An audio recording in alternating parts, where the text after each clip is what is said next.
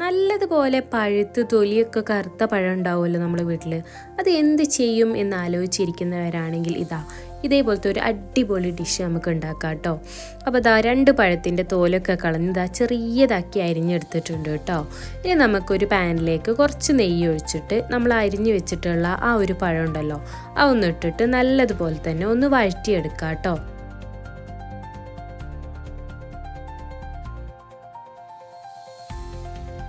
അപ്പോൾ നല്ലതുപോലെ തന്നെ വഴണ്ടി വന്നിട്ടുണ്ട്, കളറൊക്കെ മാറി നല്ല അടിപൊളിയായിട്ടുണ്ട് അല്ലേ. ഇനി നമുക്കിതൊന്ന് ഒരു പാത്രത്തിലേക്ക് മാറ്റി കൊടുക്കാം. എന്നിട്ട് ഈ ഒരു പാനിലേക്ക് തന്നെ നമുക്ക് 1/2 ലിറ്റർ പാൽ ഒഴിച്ചു കൊടുക്കാം കേട്ടോ.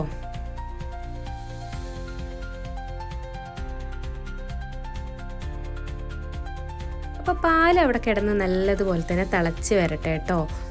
തിളച്ച് പൊന്തിപ്പോവരുതേ, ഒന്ന് ചൂടായി വരട്ടെ. അപ്പോഴത്തേക്കും നമുക്കൊരു ബൗളിലേക്ക് ഒരു 3 ടേബിൾ സ്പൂൺ കസ്റ്റേർഡ് പൗഡർ ഇട്ട് കൊടുക്കാം കേട്ടോ. ഇനി നമുക്ക് കുറച്ച് പാലോ അല്ലെങ്കിൽ വെള്ളമോ ചേർത്തിട്ട് ഇതേപോലെ ഒന്ന് മിക്സ് ചെയ്തെടുക്കാം. കട്ടകളൊന്നും ഇല്ലാണ്ട് നല്ലോണം തന്നെ ഒന്ന് മിക്സ് ആക്കി എടുക്കാം.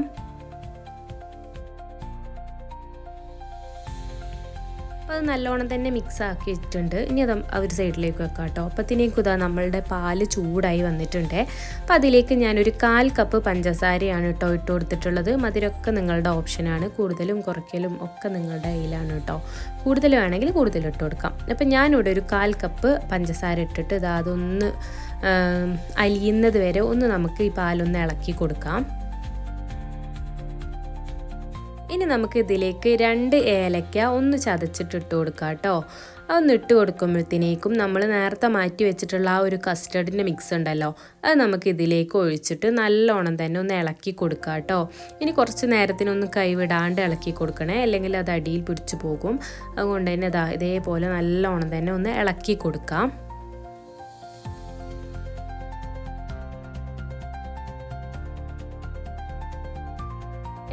ഇളക്കി ഏകദേശം ഒന്ന് കുറുകി വന്നിട്ടുണ്ട് കേട്ടോ.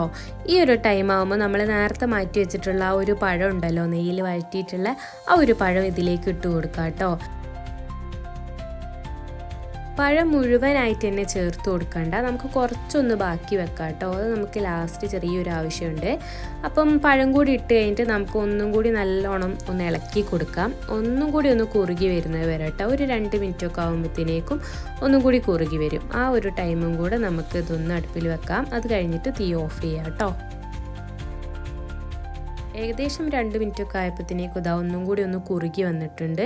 ഇനി നമുക്ക് തീ ഓഫ് ചെയ്യാം കേട്ടോ. ഇനി ഏതൊരു പാത്രത്തിലേക്കാണോ നമ്മളിത് സെറ്റ് ചെയ്യാൻ വിചാരിച്ചാൽ ആ ഒരു പാത്രത്തിലേക്ക് ഒഴിച്ചു കൊടുക്കാം. എന്നിട്ട് നമ്മൾ നേരത്തെ മാറ്റി വെച്ചിട്ടുള്ള ഒരു പഴം ഉണ്ടല്ലോ, അത് ഇതിൻ്റെ മുകളിൽ നമുക്ക് ഇട്ട് കൊടുക്കാം കേട്ടോ. കാണാനും ഭംഗിയായിരിക്കും, കഴിക്കുമ്പോഴും നല്ല ടേസ്റ്റ് ആയിരിക്കും. പിന്നെ നമ്മളെ കയ്യിൽ എന്തെങ്കിലും നട്ട്സ് ഉണ്ടെങ്കിൽ അതും കൂടി ഇട്ട് കൊടുക്കാം കേട്ടോ. ഇത് ചൂടോടെയും അല്ലാണ്ട് ഫ്രിഡ്ജിൽ വെച്ചിട്ട് തണുപ്പിച്ചിട്ടും ഒക്കെ കഴിക്കാം കേട്ടോ. ഭയങ്കര ടേസ്റ്റാണ്. അപ്പോൾ എന്തായാലും പഴം ഉണ്ടാകുമ്പം നാശാക്കി കളയാണ്ട് ഇതേപോലെ ഒന്ന് ട്രൈ ചെയ്ത് നോക്കണേ. അടിപൊളി ടേസ്റ്റാണ് കേട്ടോ.